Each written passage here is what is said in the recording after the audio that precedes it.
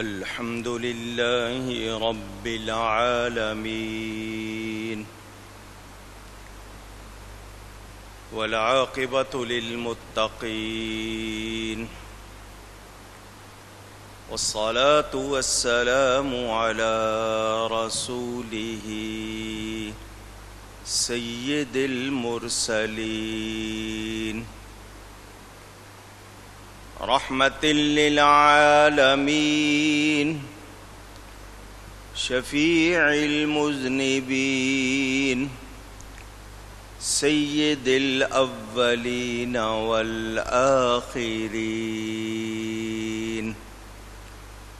سيدنا ومولانا محمد رسول رب العالمين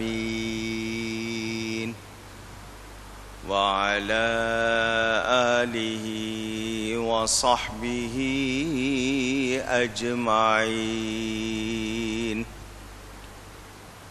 أما بعد فأعوذ بالله من الشيطان الرجيم. بسم الله الرحمن الرحيم.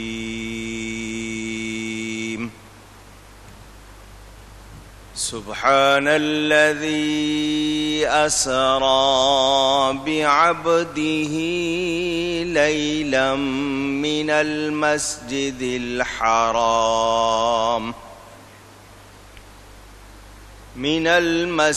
الحرام إلى المسجد الأقصى الذي باركنا حوله لنريه من آياتنا إنه هو السميع البصير. صدق الله العلی العظیم. محبت کے ساتھ ایک مرتبہ دروشی پڑھ لیجئے. اللہم صلی علی سیدنا و مولانا محمد معدن الجود والکرم وآلہ وصحبہ وبارک وسلم. الصلاة والسلام عليك يا رسول الله. الصلاة والسلام عليك يا حبيب الله. الصلاة والسلام عليك يا رحمة للعالمين وعلى آلك وأصحابك يا شفيع المذنبين. حمد و صلاۃ کے بعد قرآن کریم کی سورہ بنی اسرائیل، جس کا ایک نام الاسراء بھی ہے،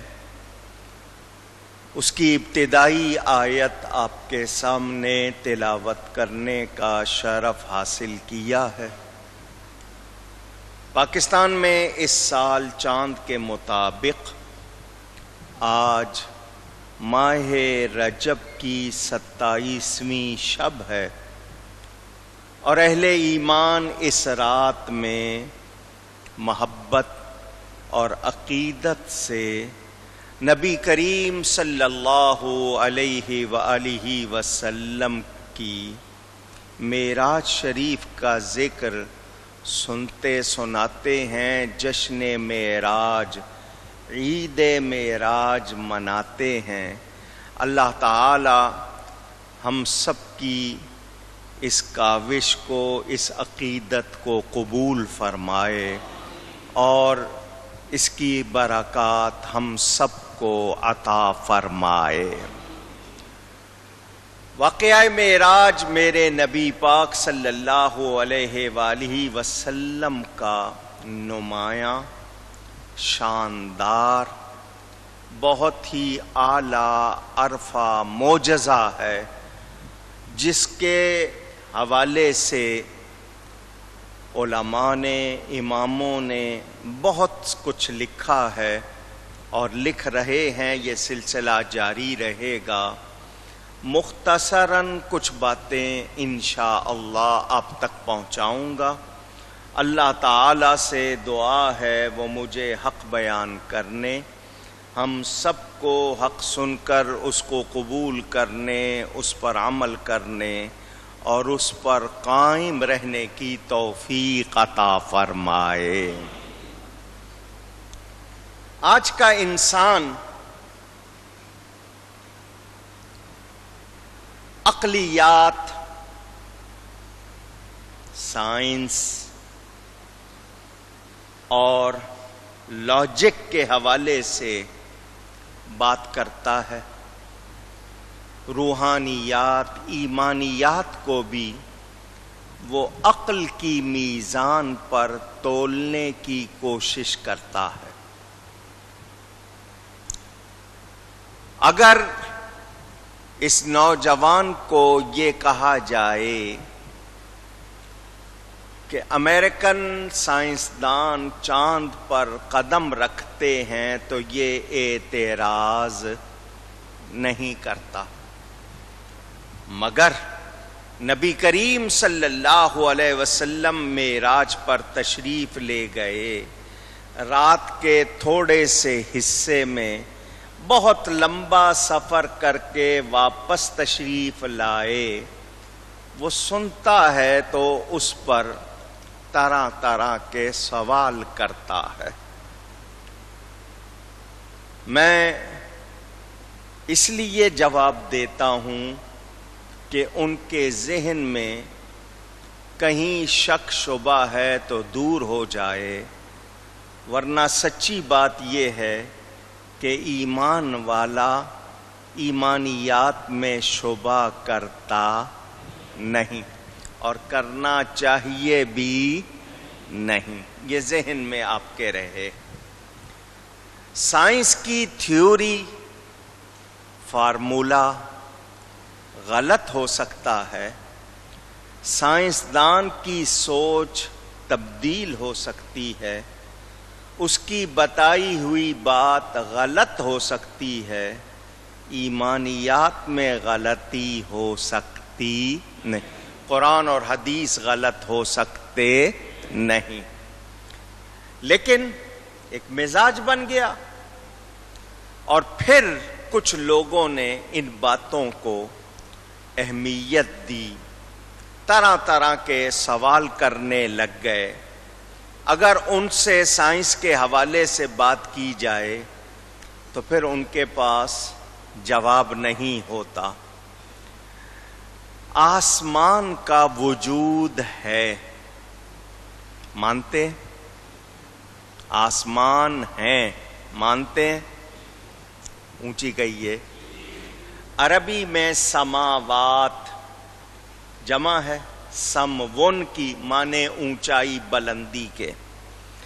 7 آسمان ہیں، نظر آتے ہیں؟ نہیں۔ تو نظر نہ آنا اس بات کی دلیل نہیں کہ آسمان ہیں ہی نہیں۔ عدم وجود یعنی ہیں ہی نہیں، یہ نظر نہ آنا اس بات کی دلیل نہیں۔ ہزاروں چیزیں ہیں، نظر نہیں آتی مگر مانتے ہیں۔ ہوا ہے یا نہیں؟ آواز لگائیے۔ نظر آتی ہے؟ نہیں، مانتے ہیں۔ اب کہیں گے پتے ہل رہے ہیں تو یہ نشانی ہے ہوا ہونے کی، مگر ہوا نظر نہیں آتی، مانتے ہیں یا نہیں مانتے؟ زمین کے نیچے کتنے خزانے ہیں، سمندر میں کتنی قسم کی مخلوق ہے، ہمیں نظر نہیں آتی، مانتے ہیں یا نہیں؟ سر میں درد ہے، شکایت کرتے ہیں، ہاتھ میں درد ہے، پاؤں میں درد ہے، نظر آتا ہے؟ درد نظر آتا ہے، مانتے ہیں؟ کوئی ایسا آلہ نہیں ہے کہ بتا دے کہ درد ہے، مگر نظر نہیں آتا پھر بھی مانتے۔ سائنس نے ایک چیز ایجاد کی، حالانکہ وہ حقیقت تھی، اس سے پہلے اگر کسی نے بیان نہیں کی تو کہتے ہیں گریویٹیشنل فورس، کشش ثقل، ہر مادی شے کو زمین اپنی طرف کھینچتی ہے۔ نیوٹن کا نام لیا جاتا ہے کہ اس نے یہ دریافت کیا۔ تو کیا نیوٹن سے پہلے کوئی بندہ نہیں تھا؟ اس نے یہ نہیں دیکھا تھا کہ اوپر سے چیز کدھر جاتی ہے؟ نیچے کی طرف آتی ہے۔ بہرحال تو کیا اس سے پہلے یہ کشش تھی؟ نہیں، موجود تھی، مگر اس نے بیان کر دی، اس کے نام لگ گئی۔ تو یہ نہیں کہا جا سکتا کہ اس سے پہلے یہ کشش ثقل موجود ہی نہیں تھی۔ سائنسدان آج بہت ترقی کر گئے، ان کے حساب سے انہوں نے وقت اور فاصلے کو اپنے قابو میں کر لیا۔ وہ دنیا کو انہوں نے گلوبل ولیج، ایک چھوٹا سا گاؤں بنا دیا۔ اتنی ترقی کے باوجود احرام مصر کیا ہیں اس کے رازوں سے پردہ اٹھا سکے؟ 2500 سال پہلے کی بات، زیادہ پرانی بھی نہیں، اس کے رازوں سے یہ پردہ نہیں اٹھا سکے۔ سینکڑوں ٹن وزنی وہ پتھر وہاں کیسے آ گئے؟ سائنس آج تک بتا سکی نہیں۔ برمودا ٹرائی اینگل مثلث کو کہتے ہیں۔ ایک خاص علاقے میں یہ قدرتی ٹرائی اینگل مثلث ہے، جو چیز اس میں چلی جاتی ہے وہ غائب ہو جاتی ہے۔ ہوائی جہاز ہو، بحری جہاز ہو، کچھ ہو، وہ کسی اور جہان میں چلا جاتا ہے۔ اتنا تو انہوں نے اندازہ کر لیا کہ اتنے حصے میں ہے، لیکن کیا ہے جان سکے نہیں۔ زمین پر زندگی کا مدار آکسیجن ہے۔ آکسیجن نہ ہو میں اور آپ زندہ رہ سکتے نہیں۔ آکسیجن نظر آتی ہے؟ نہیں، حالانکہ زندگی اسی کی وجہ سے جاری ہے۔ ہر شخص زندہ اسی بات کا زندہ گواہ ہے کہ آکسیجن یہ لے رہا ہے۔ وہ اتنا کھانا نہیں کھاتا بندہ جتنی آکسیجن اندر کھینچتا ہے، مگر نظر آتی اونچی۔ پہلے آپ کے ہاں مٹی کے چولہے ہوتے تھے، اپلے یا لکڑی سے آگ لگا کر ہنڈیا پکاتے تھے۔ پھر آپ نے تیل کے چولہے بنائے، پھر بجلی کے چولہے بنائے، پھر گیس کے چولہے بنائے۔ اب مائکرو ویو اوون آپ کے گھروں میں چھوٹا سا ایک ڈبہ ہے جو زندگی کا حصہ ہو گیا۔ حالانکہ ڈاکٹر کہتے ہیں بہت خطرناک ہے، اس سے صحت کو بہت نقصان ہے، مگر آپ جلدی کی وجہ سے اس میں چیز گرم کرتے ہیں اور فوراً کھاتے ہیں۔ ارے یار چولہا جلائیں گے، گرم کریں گے، دیر لگے گی، مائکرو ویو میں رکھو، 1 منٹ میں گرم ہو جائے گا۔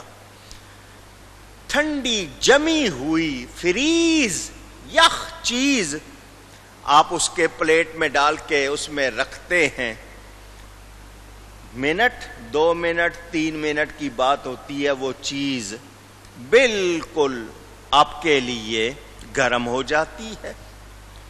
حرارت پہنچائے بغیر ریڈیو ویوز نکلتی ہیں اس میں سے، نظر نہ آنے والی لہریں خوراک گرم کر دیتی ہیں۔ ٹیلی ویژن، ریڈیو، وائرلیس، اس کی نشریات نہ نظر آنے والی لہروں کے ذریعے ہی آپ تک پہنچ رہی ہیں۔ سب مانتے ہیں یا نہیں؟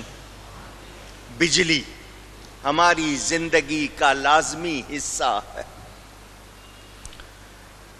یہاں جتنے پڑھے لکھے موجود ہیں ذرا مجھے جواب دیں، الیکٹران کو آج تک کسی نے دیکھا ہے؟ آواز آئے نہیں.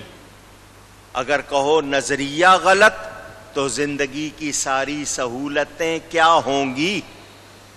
نظر نہیں آتا مگر مانتے ہیں. مانتے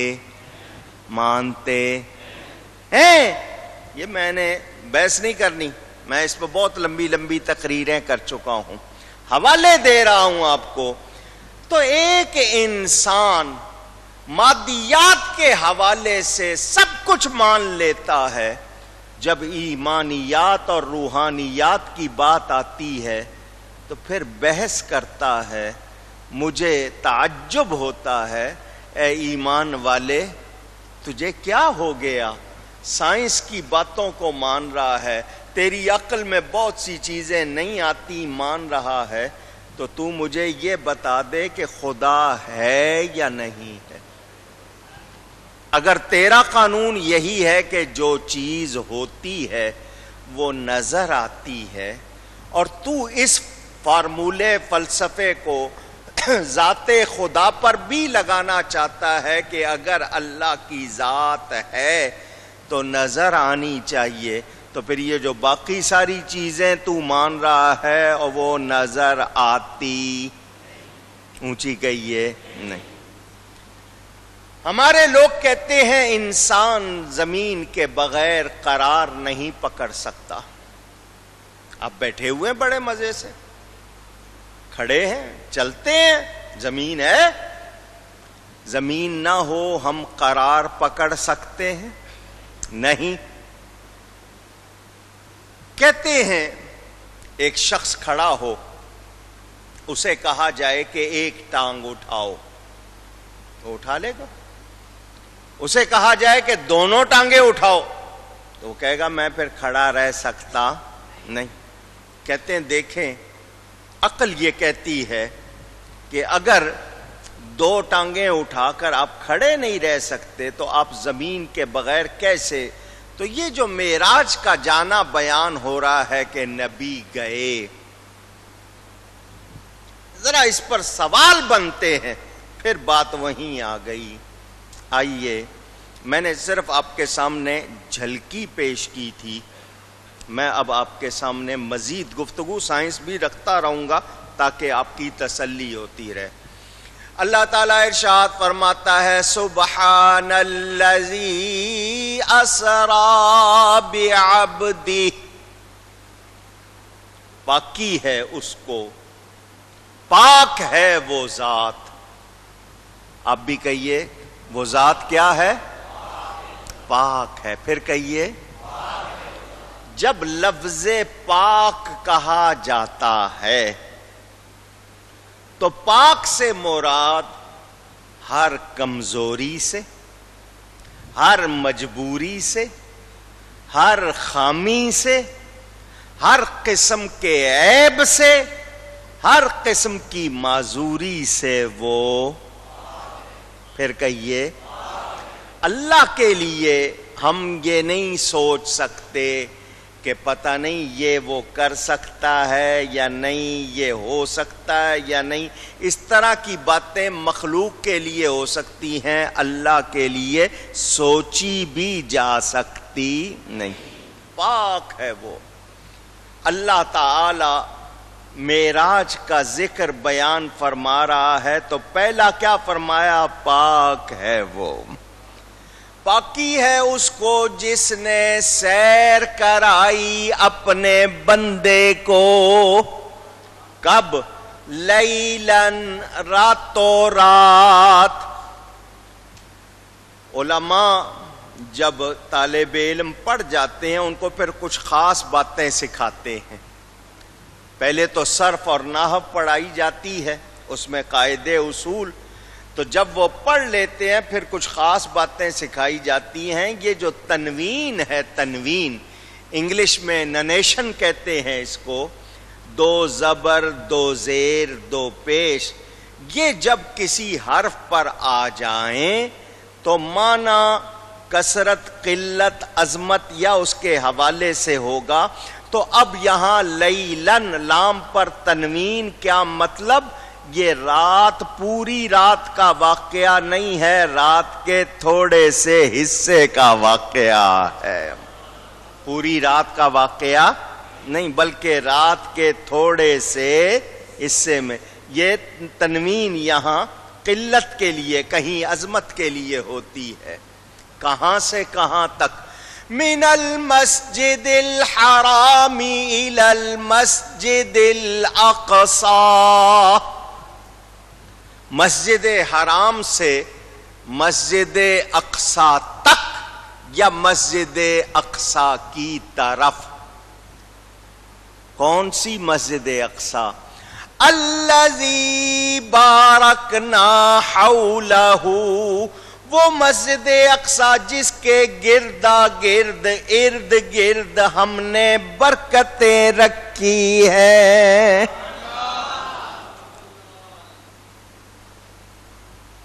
کیوں سیر کرائی؟ لِنُرِيَهُ مِنْ آیاتنا، تاکہ اپنے اس عبد مقدس کو اپنی کچھ نشانیاں دکھائیں. من لفظ ہے، یہ من جب آتا ہے تو بعض کے لیے یعنی تمام نہیں، کچھ نشانیاں دکھائیں. پہلے نبیوں کو بھی دکھائی گئیں، ان کو چھوٹی چھوٹی نشانیاں دکھائی گئیں، میرے نبی پاک کو بڑی بڑی نشانیاں دکھائی گئیں. قرآن میں دوسری جگہ کبرا کا لفظ آیا ہے نا، آیاتنا الکبرا، تاکہ اپنے اس عبد مقدس کو اپنی کچھ نشانیاں دکھائیں.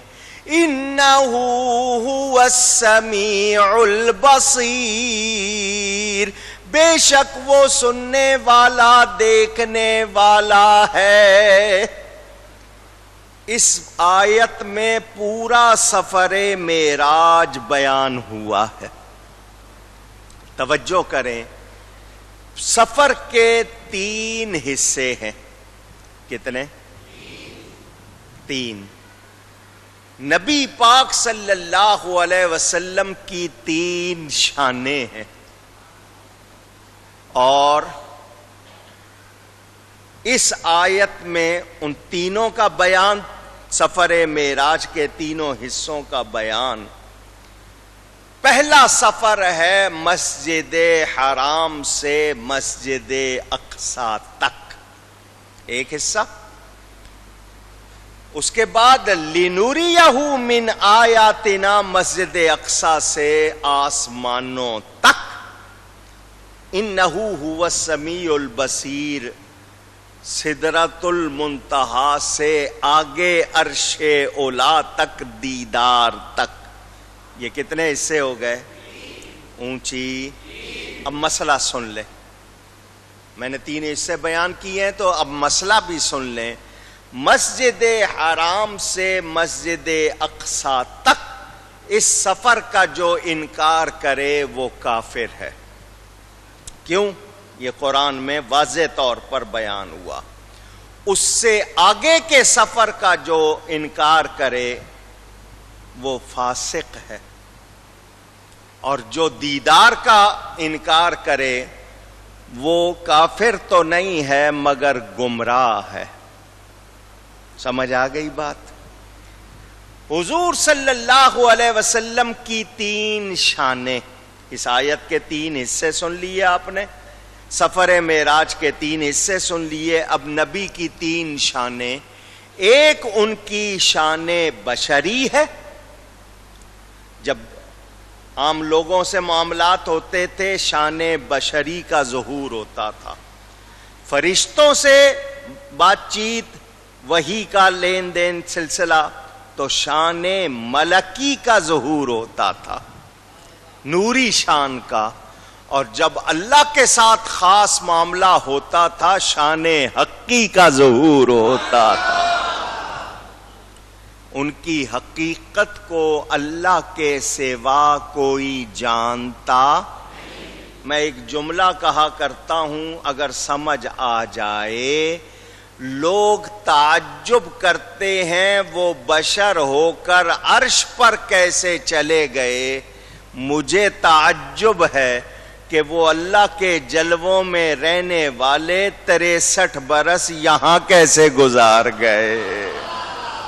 لوگوں کو جانے پر تعجب ہے، مجھے ان کے آنے پر تعجب ہے. ان کی حقیقت کو اللہ کے سوا کوئی جانتا نہیں. آپ نے یہ سنا. اب میں نے جو بات کرنی ہے، سب سے پہلی بات سب کے سب توجہ سے سن لیں، یاد کر لیں، یہ معراج جسمانی ہے. سب کہیں یہ معراج، پھر کہیے یہ معراج روحانی نہیں جسمانی ہے. روحانی معراج تو میرے نبی کو ہر لمحے حاصل تھی، کوئی ایک لمحہ بھی اس کے بغیر نہیں تھا. یہ معراج جس کا بیان ہے یہ جسمانی. حضور اپنے جسم کے ساتھ جاگتے ہوئے تشریف لے گئے. وہ لوگ جو اس پر اعتراض کرتے ہیں ان کے لیے ایک ہی بات کروں کافی ہوگی. حضور صلی اللہ علیہ وسلم سفر سے واپس آئے. ابو جہل نام تھا، عمر بن ہشام، اپنے آپ کو ابو الحکم کہتا تھا، دانائی والا. حضور نے فرمایا یہ دانائی والا نہیں ہے، یہ جہالت والا ہے. تو نام کیا رکھا اس کا؟ ابو جہل. وہی مشہور ہوا، اس کا اصل نام کوئی جانتا نہیں. وہ جو مکہ مکرمہ میں کافروں کا بڑا سردار، لیڈر، کمانڈر، جو کچھ بھی تھا، حضور صلی اللہ علیہ وسلم نے اسے فرمایا ابو جہل میں راتوں رات یہاں سے مسجد اقصیٰ گیا، وہاں سے آگے آسمانوں پہ گیا، اور رات رات میں ہی میں واپس آ گیا. اس کی آنکھیں پھٹی کی پھٹی رہ گئیں. اس نے کیا اعتراض. کیا کیا؟ اس نے فوراً جا کے پکڑا حضرت ابو بکر کو. حضرت ابو بکر کو ابھی تک حضور صلی اللہ علیہ وسلم نے یہ بات نہیں بتائی تھی. وہ آگے چلا، راستے میں حضرت ابو بکر مل گئے.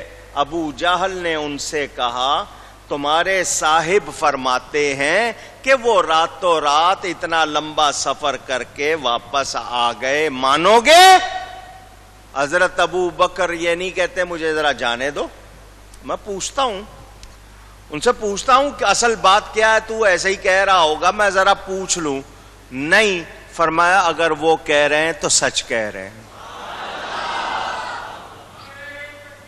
اللہ وہ اگر کہہ رہے ہیں تو سچ. اس نے کہا تو نے کیسے مان لیا؟ اس نے کہا فرشتہ وہی لے کر 7ویں آسمان کے اوپر سے 1 منٹ سے پہلے آ جاتا ہے، تو جب فرشتہ آ جاتا ہے اتنی دور سے تو وہ کیوں نہیں جا کے آ سکتے؟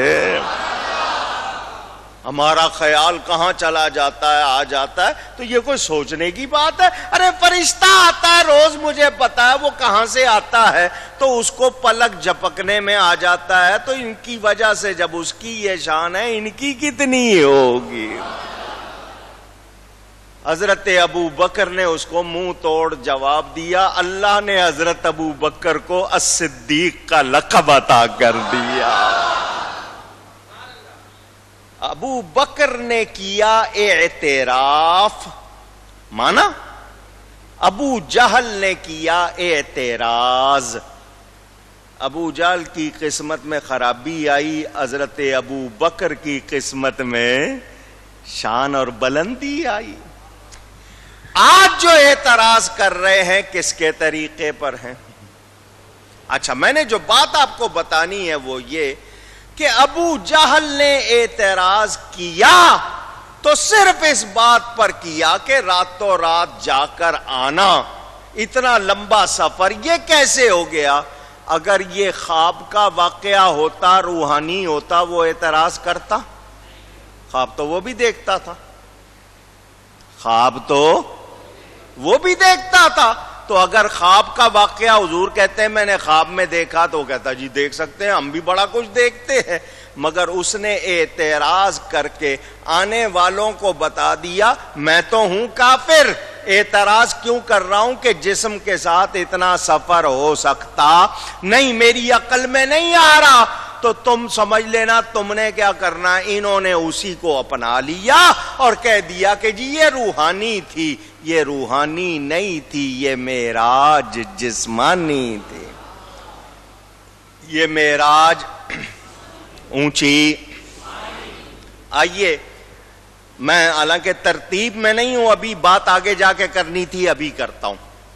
انسان کی بنائی ہوئی بجلی، آئیے رفتار کی بات کروں۔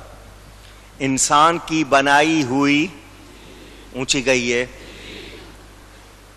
سائنس کہتی ہے 1 سیکنڈ میں 1,86,284 میل، پھر کہہ رہا ہوں 1,86,284 میل 1 سیکنڈ میں سفر کرتی ہے بجلی۔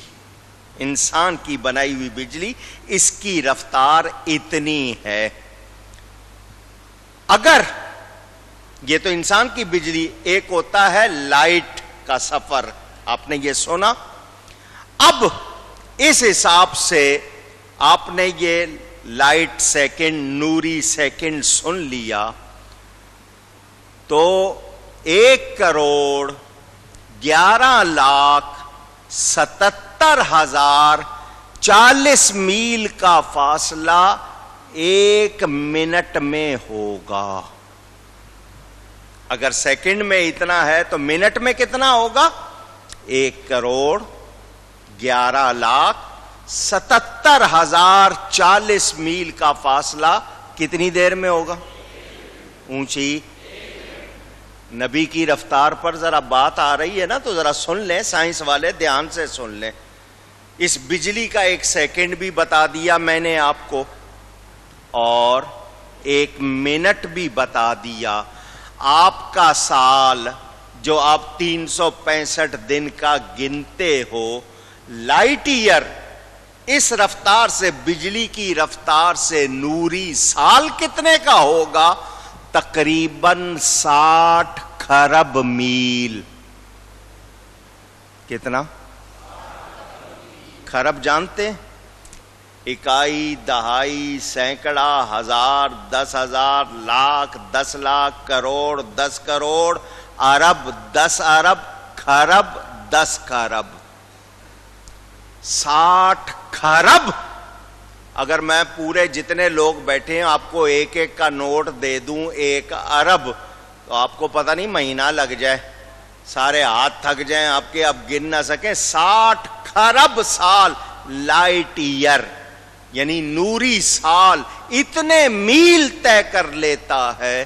توجہ، آپ جس سورج کو باہر نکلتے ہیں دیکھتے ہیں، سائنس کہتی ہے یہ 93 ملین میل دور ہے۔ 1 ملین 10 لاکھ کا، 93 ملین کا مطلب 9 کروڑ 30 لاکھ میل کے فاصلے پر وہ سورج ہے۔ آپ جب باہر نکل کے دیکھتے ہو فوراً نظر آتا ہے یا نہیں؟ آپ نے آنکھ اٹھائی، 8 منٹ لگتے ہیں دیکھنے میں؟ پوچھ رہا ہوں۔ 7، 6، 5، 4، 3، 2، 1 سیکنڈ نہیں لگتا سورج آپ کے سامنے۔ اب سنو سائنس، جنہوں نے نہیں سنی یہ بات ذرا دھیان سے سن لو۔ حالانکہ 8 منٹ 20 سیکنڈ پہلے کی تصویر ہوتی ہے سائنس والوں کے حوالے سے، لیکن ذرا بات سن لیں۔ سائنس والے یہ کہتے ہیں جب آپ کسی چیز کو دیکھتے ہیں، آپ کی آنکھ سے روشنی، نور نکلتا ہے۔ کیا نکلتا ہے؟ نور نکلتا ہے، کہیے اونچی۔ میں کچھ بات ہے کرنی اس لیے کہلوا رہا ہوں۔ کیا نکلتا ہے؟ تو نکلتا ہے نا۔ نور ہے تو نکلتا ہے. تو جو نبی کے لیے نور نور کی بحث کرتے ہیں ان کو ذرا میں نے اشارہ کیا ہے سمجھانے کے لیے.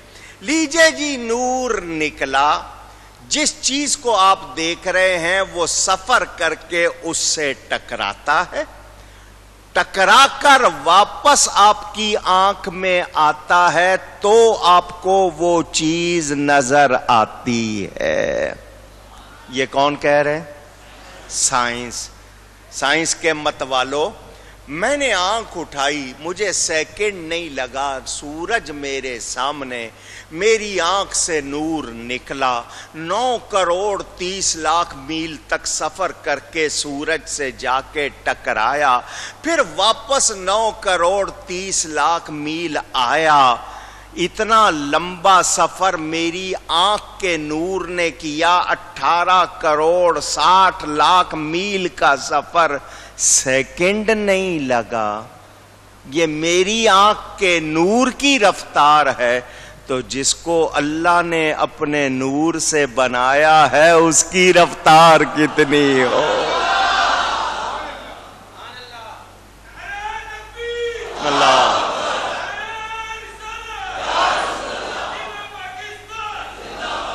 کچھ سمجھ آ رہی ہے بات؟ آپ کہتے ہیں نا راتوں رات کیسے ہو گیا. میں نے صرف آپ کو تھوڑی سی سپیڈ بتائی ہے. ابھی سائنس نے بہت کچھ ریکور کرنا ہے, معلوم کرنا ہے. جتنا معلوم کیا ہے یہ سب کچھ بتا رہا ہے کہ سائنس ابھی میرے نبی کی گرد کو بھی نہیں پہنچی ہے.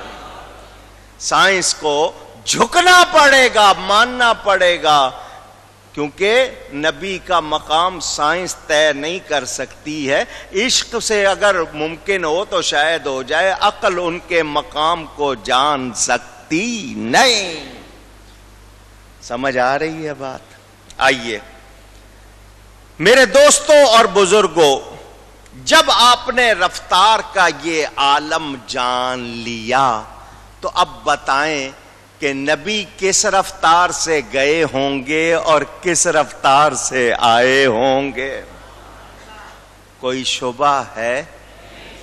ابو جہل اسی لیے حیران کیونکہ مدینہ منورہ سے بیت المقدس جانا, وہاں سے واپس آنا, پیدل راستہ 1 مہینے کے جانے کا, 1 مہینے کے آنے کا, اور اس کو پتا تھا کہ حضور صلی اللہ علیہ وسلم اس سے پہلے کبھی بیت المقدس گئے نہیں. وہ حیران, اور حضور تو فرما رہے ہیں میں آسمانوں سے بھی ہو کے آ گیا.